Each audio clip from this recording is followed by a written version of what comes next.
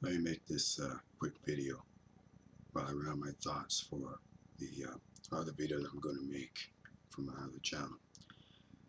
Now, I made a voice recording yesterday about for-profit schools, and I made a couple of videos for my other channel, but I'm going to take this for-profit school topic a little further and talk about the racial aspects of it.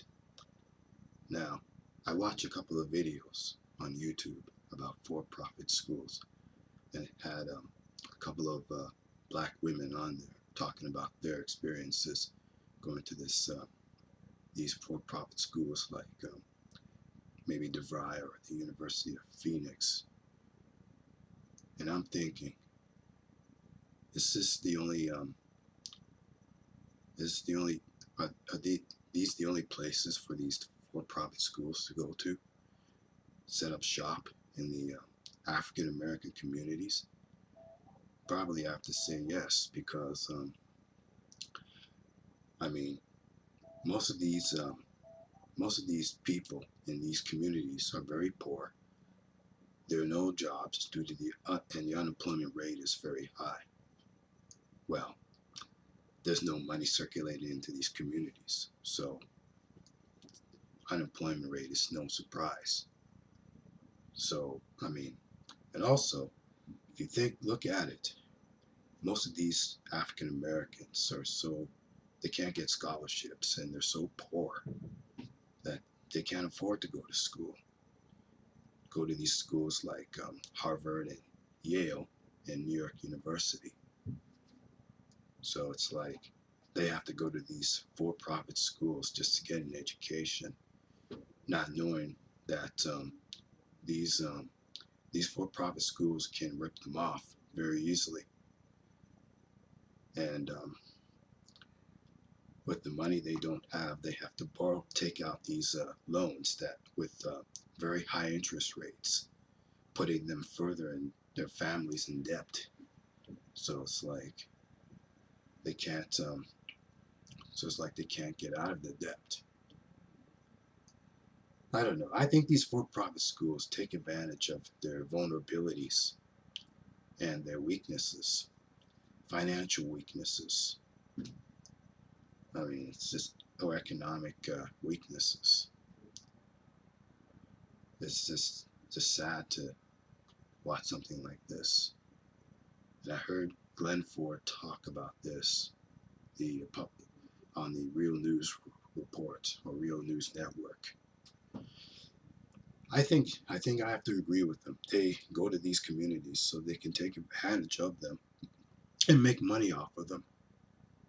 Since these nonprofit schools like Stanford and University of Texas, they're never able to reach that area, or they never have kids enrolled in their schools from that area.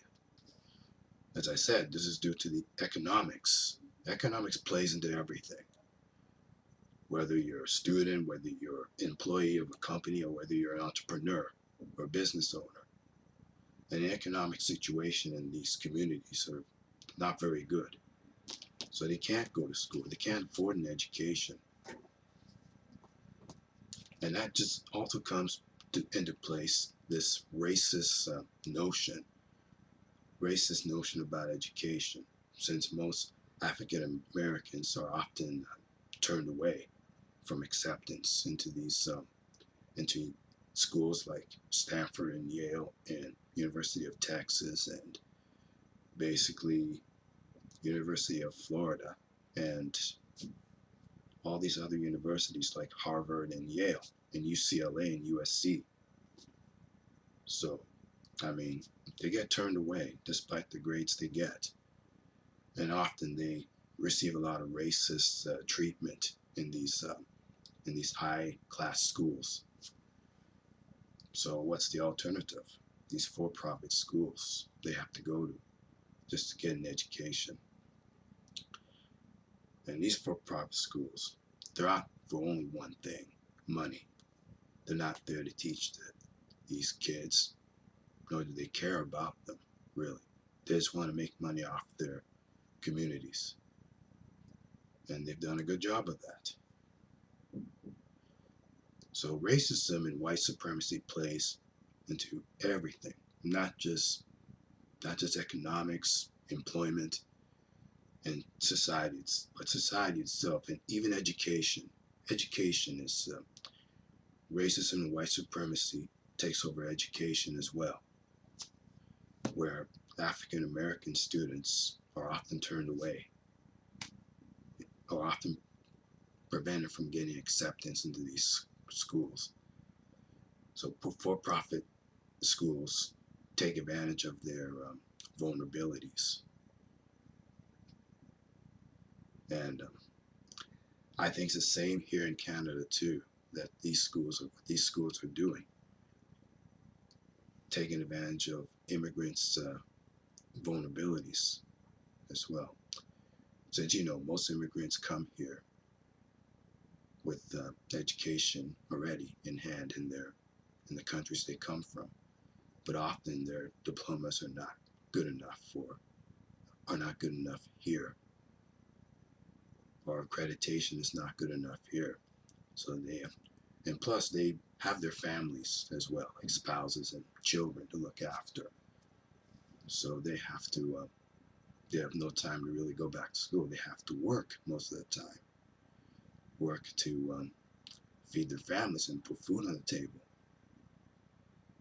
So it's like these for-profit schools play into their vulnerabilities and use very aggressive marketing tactics for them to enroll, so they can take their money, take out loans, which probably have very high interest rates.